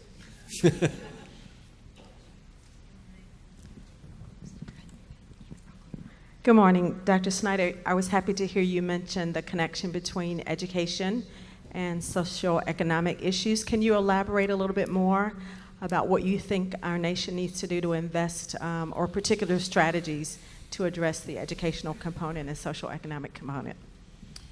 That's a great question, and so this is a challenging area because it's the states really who are responsible for education. Federal government is backing them up, so it really is a state-by-state solution. But I think with the federal government providing supporting funding to try to reduce the educational inequities that we see in our school systems, and empowering the states really to take those steps. I should probably turn to my state colleagues to talk more. And we're outside of the Medicaid realm at this point. We're really talking about investment in other sectors. But this is sort of an interesting place for two areas to come together that haven't historically, right? I mean, I was just having some conversations recently. I'm going out to Oregon this evening to go meet with how Oregon Medicaid is forging some connections with the education system to look at kindergarten readiness and pre-K and so forth. Not obviously traditional in the same way that housing is not either. But have folks from the education system been at the table in any of your states? And if so, what has that conversation been like? We have had some folks from education at the table, mostly around prevention in K through 12, Just in terms within of the health educating, curriculum, substance use education. We've set aside some of our SOR funds to fund curriculum for about 86 school districts, so about half of our school districts will pay for curriculum if they want it for K through 12. I think the curriculum's called Too Good for Drugs. It's evidence-based. It's been around for a long time. But that's mostly been our conversations with education, is around prevention. Yeah. How about for you guys? Same as Kentucky. I mean, a lot of the conversations have been around prevention and making sure that they're a part of the conversation on how to identify and how to get people into treatment, especially when you think about our higher education institutions. The conversation about investments in education is a much broader one. And what you'll see in state budgets, usually the highest expenditures are to education and to healthcare. But whether or not those two areas talk to one another about how do we best leverage those dollars, I think doesn't really happen as much as it should.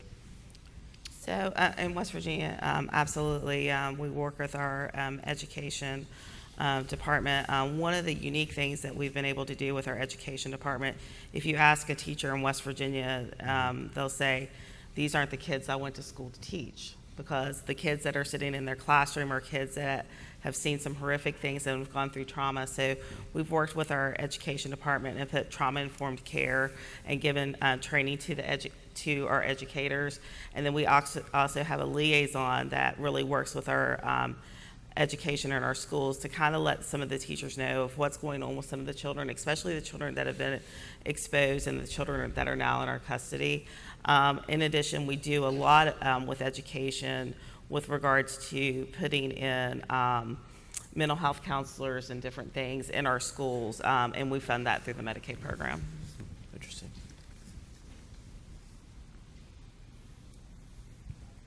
My name is Dairo Baez with Anthem Indiana Medicaid, and my question is related with the proposal of investing on treatment modalities. What do you guys see is the role that non-clinical staff can play to close gaps for individuals in recovery? Non-clinical groups such as the community health workers and peer support special programs. We believe peer support is crucial. Coaches, recovery coaches, peer support specialists are a big part of maintaining recovery. We've been granting out some money.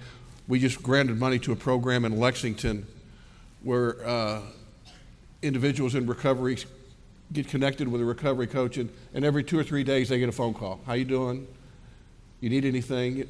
Just that constant contact and affirmation. So we think that's very important and a big part of staying in recovery. I mean, Medicaid also pays for peer recovery specialists. I think in Virginia, the gap that we're trying to bridge is that our behavioral health department agency trains a lot of these individuals, But in order for them to be certified under Medicaid, they need 500 hours of supervised training. And so normally that happens through internships and through other forms that are unpaid. And you can imagine that person needs somewhere or another to kind of bridge that financial gap in order for them to be able to fulfill their 500 hours. Part of our SOR grants are going to go to be able to bridge that gap, but there's more that we can do there as well. We'd also just say this is part of the advanced primary care movement, is to better engage the social resources in collaboration with primary care. And so that's another way of thinking about how to solve this problem, is the strengthening of primary care by involving community health workers, involving peer counselors. Certainly in my own practice, my experience was that I could get to a certain point, but I really needed that support in the community if I was going to be successful in managing any chronic disease, whether it's addiction or something else. Another component we're looking at is, and actually going to commit some dollars to, is in each of our career development centers around the state, we want to put a recovery specialist co-located in every office, just to work with and locate those areas in the community that are recovery-friendly employers, locate the treatment resources within our community, and let those treatment providers know when you have someone successfully complete your program, send them to me, we'll try to find them a job. And we've put some money aside for some coaching in that as well. So we think there's a lot of utility in the non-clinical parts of this kind of care. Interesting. Anybody else? Oh, there's one right here. I guess speak loudly. Where are the mics? Oh. Hi. Sorry. There's a. My question's for West Virginia. I actually have two parts. One, you mentioned that the impact of home visiting had the ability to really keep kids in the home. Can you talk a little bit about the model of home visiting that was used, what kind of clinicians, how frequently? If you have that information, it would be great to know. And then the second part of my question is, based on that learning, are you going to make any policy or financing changes to your program to allow more access to that kind of support service? So I probably can't give you all the details that you want about the home visiting program. Our home visiting program is, it works through our public health agency, and we work closely with our public health agency. And it is a grant-funded program, and they use social workers. I think there might be some nurses, but it's mainly social workers and counselors, and those are the types of clinicians that are working in the home visiting program. And they make sure that those children are also wrapped around with other services that they might qualify for as well. One of the things that we're doing, knowing that we have this crisis on hand, we have all these children now that have experienced all this trauma, West Virginia is in the process of applying for an SED waiver. So it's a home and community-based waiver for children with severe emotional disturbances. And so that will also put out more opportunities for home and community-based services in our communities to work in the homes of these individuals. So not only work with individuals who might already be in our custody or out of the home to see if we can get reunification, but also work with those families who are struggling, who might just need a little bit of respite or a little bit of parent training or in-home family therapy in order to kind of save that family unit as well. But I don't, if you catch me afterwards, I can get you the contact to get you the more details about our home visiting program.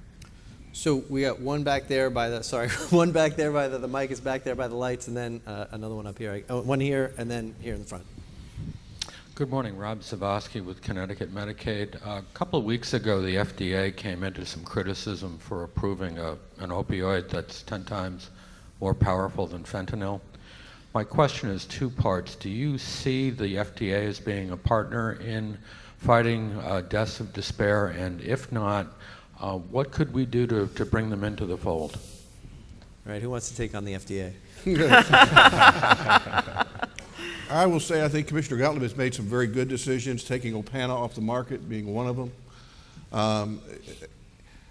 I read about this drug you spoke of. I think its only use is in a hospital setting. Of course, you know, no drug's ever been diverted from a hospital, so we won't have to worry about that. It is a little concerning, but I don't know the medicine of why FDA thought it was needed. But for the most part, I think in recent years, FDA's been a pretty good partner, or improved. Let's say that improved. Anybody else? No. All right. Over here, right. In discussing medication-assisted therapy, none of the panelists mentioned either oral or injectable naltrexone. Are any of the states using their STR/SOR grants for naltrexone programs? We're using naltrexone in West Virginia. I just didn't mention it.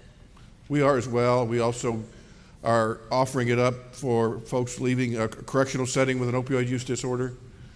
They get their first dose behind the wall, and then within the first few days of release, get their Medicaid benefits installed, and Medicaid's been paying for that continued therapy. The jury's not out yet on how successful that's been. We started something a little different now that we think will improve success in the program. So if you get 90 days off your length of parole after 6 months completion outside with Vivitrol. So stay on the Vivitrol for 6 months, you get 90 days off your time on parole. That has seemed to spark a lot of interest among that population. So we'll see if that improves outcomes. Yeah. In Virginia as well? Yeah, similar. Yeah. And we're also looking into some pilots to kind of roll it out more. Have either of you had any experiences with, in Virginia or West Virginia, with this idea of sort of incentivizing parolees or probationers to stay on treatment? So I wrote down his 90 days off parole when he said it. I think one of the things that we do have that we're working with one of our facilities is one of our corrections facilities is they're partnering with a large recovery housing type center, and where the individual could actually go there to finish their last part of their sentence, which is not quite the same lockdown type facility. It's very legalese and infractions they would go back, but it kind of gives them the opportunity they're towards the end of their sentence, and to kind of go towards recovery and that reintegration in a more smooth manner. Okay, last question, right here. Mike Squires from Enterprise Health and Care Navigator. So you've all spoken about collaboration between state agencies, much of it really led by Medicaid directors and Medicaid initiatives, but as you've also elaborated, this is a much larger opportunity and challenge. So do you see ways that on a nationwide level, even though HHS is certainly spearheading these kind of initiatives, of making this larger than a small group, because really it's affecting a much larger group, but you're taking the opportunity to expand the reach.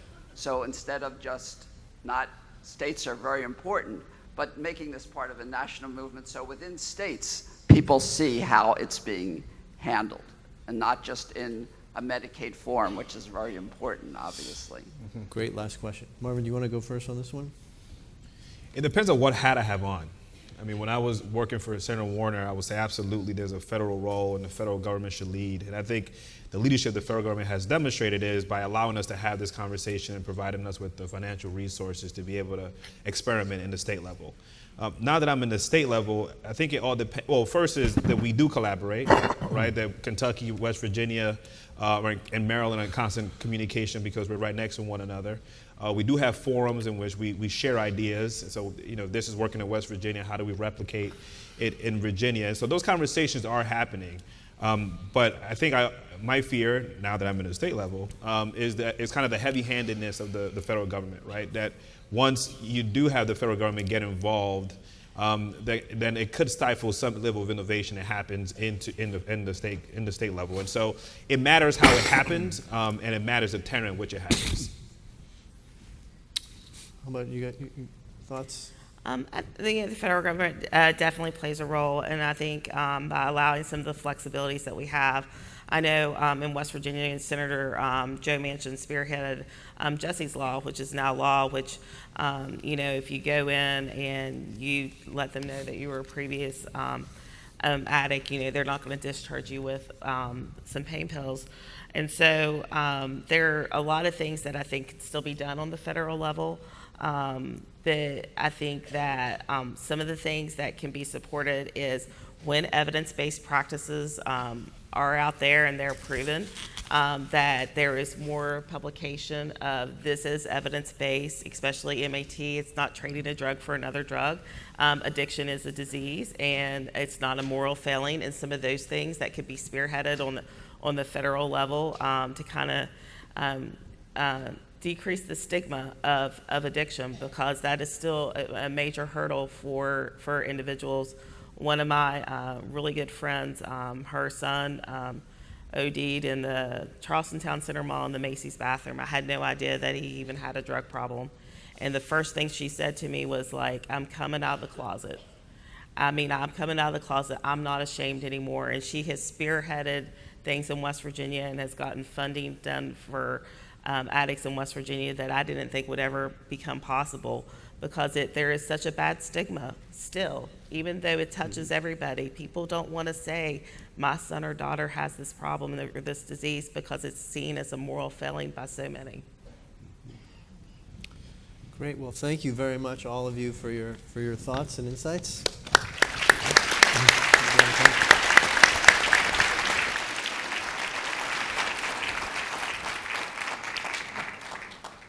All right, that was fantastic. Thank you all so much. Let me just reflect on this a little bit, because I think about, we had Sam Quinones, the author of Dreamland, up here 2 years ago, kind of talking about this. And I think for a lot of people, that was kind of the first eye-opening moment of, oh my God, there's a problem here.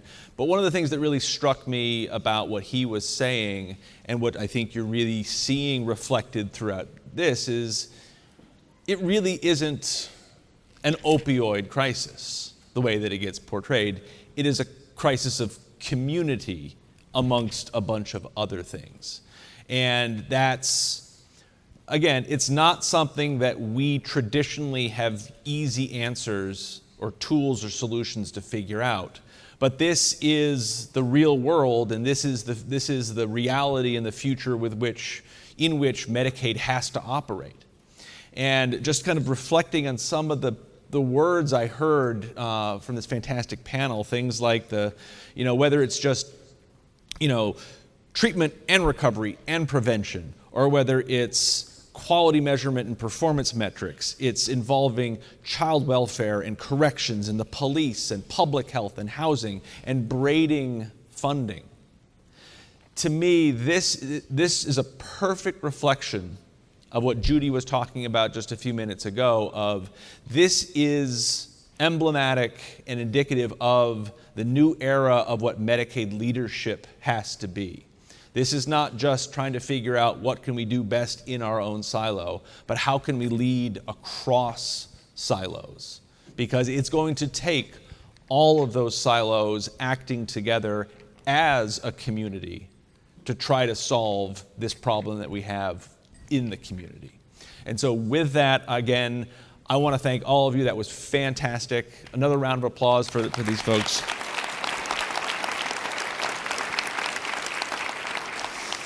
So then just real quick, we've got a good chunk of time to take a break, go up to the exhibit hall, network, engage, talk to folks, get a snack, get some more coffee. We are going to reconvene for the breakout sessions at 11:45. They're all on this floor. Back in here for lunch at 1 o'clock. Thanks, everybody.